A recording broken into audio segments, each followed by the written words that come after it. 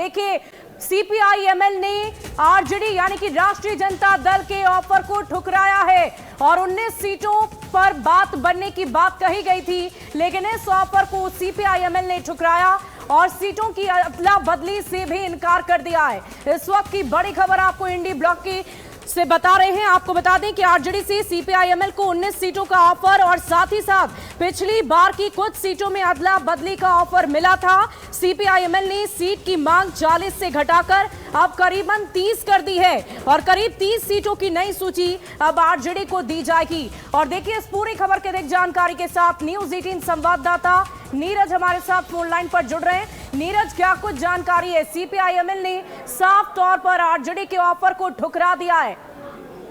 देखिए, दोनों के बीच बातचीत लगातार चल रही है महागठबंधन के अंदर और इंडिया ब्लॉक के अंदर, लेकिन सीपीआई-एमएल को आरजेडी की तरफ से 19 सीटों का ऑफर मिला था और एक ऑफर ये था कि 19 सीटों में भी आप कुछ सीटों की अदला बदली कीजिए जिसमें सिटिंग विधायक भी थे।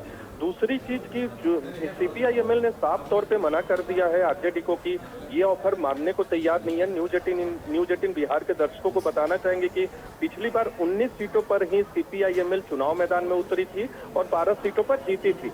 जो हमें सूत्रों से जानकारी मिली कि अब एक नई सूची तैयार की जा रही है सीपीआई-एमएल की तरफ से, क्योंकि अब तक उन्होंने 40 सीटों की मांग रखी थी, लेकिन उन्होंने 25 घटाकर अब करीब 30 सीटों की नई सूची की मांग जो है उन्होंने तैयार की और उसको आरजेडी को सौंपा जाएगा। जो हमें सूत्रों ने ये भी जानकारी दी है कि अब गेंद जो है आरजेडी के पाले में है और दूसरी अहम बात की सीपीआई-एमएल के पास तमाम विकल्प खुले हैं। देखिए, दोनों पार्टियों के बीच में, क्योंकि महागठबंधन में कई पार्टियां हैं, लेकिन आरजेडी जो है मुख्य पार्टी है, तो वो सीटों के तालमेल को पर फैसला कर रही है। तो ऐसे में देखना होगा कि अब सीपीआई-एमएल को अंतिम तौर पे कितनी सीटें दी जाती है, क्योंकि पहले से ये तय माना जा रहा था कि सीपीआई-एमएल की सीटों की संख्या बढ़ेगी। ऐसे में पिछली बार जैसी संख्या पे लड़ना सीपीआई-एमएल के नेताओं को नागवार गुजरेगा और इसीलिए उन्होंने नई सूची तैयार की है।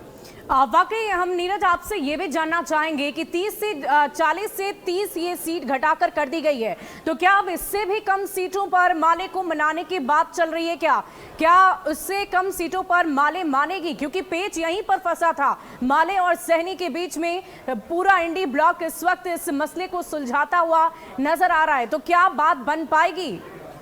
देखिए, सूत्रों से हमें ये जानकारी मिली है कि करीब 30 सीटों की स्थिति, पूरी 30 सीटों की नहीं, करीब 30 सीटों की हो सकता है, 28-29 की भी संख्या हो सकती है, लेकिन जो हमें सूत्रों से जानकारी मिली कि 25 के आसपास कहीं बात बन सकती है सीपीआई-एमएल और आरजेडी के बीच में। अंतिम तौर पे क्या होता है ये तो दोनों पार्टियों के बीच निगोशिएशन के बाद पता चलेगा, लेकिन हमें जो लगता है कि 24-25 ये नंबर हो सकता है, 26 का, जिसपे सीपीआई-एमएल जो है तैयार हो सकती है। लेकिन अभी जो है पेच फंसा हुआ है कि क्योंकि दूसरी तरफ वीआईपी है, कांग्रेस पार्टी है, इसके अलावा दूसरे दल हैं जिन्हें साध के रखना है आरजेडी को। तो ऐसे में सीपीआई-एमएल कितनी सीटों पर अंतिम तौर पे मानती है, लेफ्ट की तरफ से सीपीएम और सीपीआई भी हैं, तो इन तमाम पार्टियों और चलिए, आपको यहीं पर रोकना चाहूंगी नीरज। एक और बड़ी खबर आ रही है, अपने दर्शकों को एक बहुत बड़ी जानकारी दे दें। देखिए, सीट बंटवारे पर कांग्रेस का एक बड़ा बयान सामने आ गया है।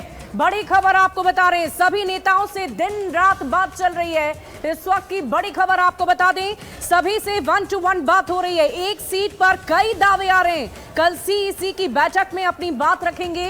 इस वक्त की बड़ी खबर आपको बता दें, सीट बंटवारे पर कांग्रेस का ये बड़ा बयान।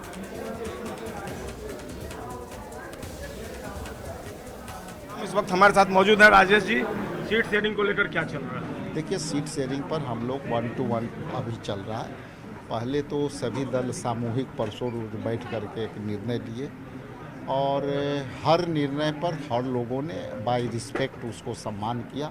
अंत में उस निर्णय में यही निष्कर्ष मिला कि सबको पहले 1 to 1 बात करना है, क्रिस क्रॉस बात चले। तो अभी हम लोग एक दूसरे से इस मुद्दे पर बात कर रहे हैं कि कई सीट ऐसे हैं जो हमारे साथियों के हैं, कई सीट ऐसे हैं जो हर व्यक्ति अपना हिसाब से डोनेट कर रहा है या मांग रहा है। तो इस पर हम लोग काम कर रहे हैं और रात दिन हम लोग इसमें काम कर रहे हैं। और हम कल इलेक्शन कमेटी की भी बैठक है दिल्ली में, किस तरह की तैयारियां करके जाएंगे आप वहाँ? देखिए, हमारा जो एक अंडर प्रोसेस लंबा चलता है हमारी पार्टी में और आंतरिक डेमोक्रेसी के कारण हम लोग कल हम लोग सी में जो बातें हैं वो अपना बात रखेंगे और कंक्रीट जो मुद्दे हैं कि हम सीट शेयरिंग पर कितना पहुंचे हैं, कितना सीट स्क्रीनिंग होगा, लेकिन कुछ भी यदि फैसला होगा तो हम लोग यहाँ ज्वाइंटली घोषणा करेंगे। ठीक है, दिल्ली जाने के पहले आज एक बार फिर से बैठक होगी तेजस्वी यादव जी आज फिर है, हम लोग फिर बैठ रहे हैं। अब कब तक बैठेंगे वो तो रात भर चल रहा है अलग अलग विषय पर, चूँकि हम लोग 243 पर अलग अलग टाइम पर अलग अलग लोग के साथ बैठ रहे हैं और ये अच्छा है। पूरे दिल से एक दूसरे के क्या बोलते हैं, सबका विंडो खुला है, भैया इस विंडो में आप भी झांक लो, इस विंडो में आप भी झांक लो, और तब देन हम लोग अपना सीट को जो है अलग कर रहे हैं और अपने हिस्से में।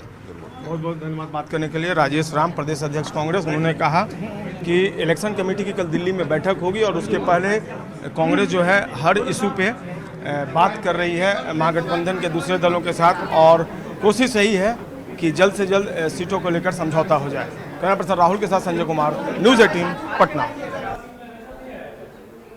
और देखिए, माले और कांग्रेस की बातें तो आपने सुन ली, लेकिन अब आपको हम वीआईपी प्रमुख मुकेश सहनी की भी बयान सुना देते हैं। दरअसल मुकेश सहनी ने कहा है कि हमारे ऊपर बहुत सारे दबाव हैं, लगातार मैराथन बैठक चल रही है, सम्मानजनक सीटें सभी को मिलेंगी, ये बात मुकेश सहनी की तरफ से की गई है। उनका कहना है कि बीती रात 2 बजे तक हमने बैठक की और आज भी मैराथन बैठक चल रही है। ताबड़तोड़ बैठकों का दौर जारी है और इसी बैठक में ये निर्णय हो जाएगा कि किसे कितनी सीटें दी जाएंगी। सीटों का फॉर्मूला तय कर लिया जाएगा। आपको बता दें कि महागठबंधन में माले और मुकेश सहनी के बीच ही बात नहीं बन पा रही थी और इन्हीं दोनों पार्टियों की तरफ से सीटों की डिमांड ज्यादा रखी गई है। और साथ ही साथ मुकेश सहनी ने तो यहां तक कह दिया है कि उन्हें डिप्टी सीएम का चेहरा बनाया जाए, वो ही डिप्टी सीएम बनेंगे अगर बिहार में महागठबंधन की सरकार बनती है। साथ ही साथ सीटों को लेकर भी उनकी डिमांड ज्यादा है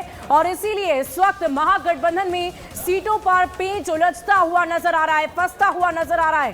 अब देखने वाली बात होगी कि ये पेच कब तक सुलझेगा, फॉर्मूले को कब तैयार किया जाएगा, क्योंकि बैठक लगातार चल रही है। और इसी बात को लेकर मुकेश सहनी ने अपना ये बड़ा बयान देते हुए कहा कि किसी को भी नाराज नहीं छोड़ा जाएगा, हर कोई खुश रहेगा और उन्हें सम्मानजनक सीट जरूर दी जाएगी। क्या कुछ कह रहे हैं मुकेश सहनी, पहले आप वो सुनिए। बिल्कुल कोई उलझन नहीं है। देखिए 3 दिन से लगातार देखिए कोई उलझन नहीं है। हमारे सभी गठबंधन के साथी को पता है कि राज्य में 243 सीट है और 243 में सभी साथी को एडजस्ट होना है और सबके अपने ताकत के अनुकूल, जनाधार के अनुकूल सबके साथ हम सब गठबंधन के साथी, मैं खुद ये बात को मानता हूँ, किसी के साथ भेदभाव नहीं होगा, किसी के साथ नाइंसाफी नहीं होगा और जिनका जितना हक बनता है वो गठबंधन में सभी एक दूसरे को देना चाहिए। यही तो हम लोगों का मूल मंत्र है। हम लोग की भी लड़ाई तो यही है, जिनकी जितनी संख्या भारी उतनी उनको हिस्सेदारी। तो ये फॉर्मूला पे तो हम लोग हमेशा जिंदगी को जीते हैं, तो भला एक दूसरे को किसी का हिस्सा लेने की तो कोई बात ही नहीं है। तो मजबूती से है, सब लोग हम लोग बैठ रहे हैं, कहीं कोई किंतु नहीं। और इसी बीच एक और बड़ी खबर आपको बता दें। देखिए, एक्ट्रेस अक्षरा सिंह ने केंद्रीय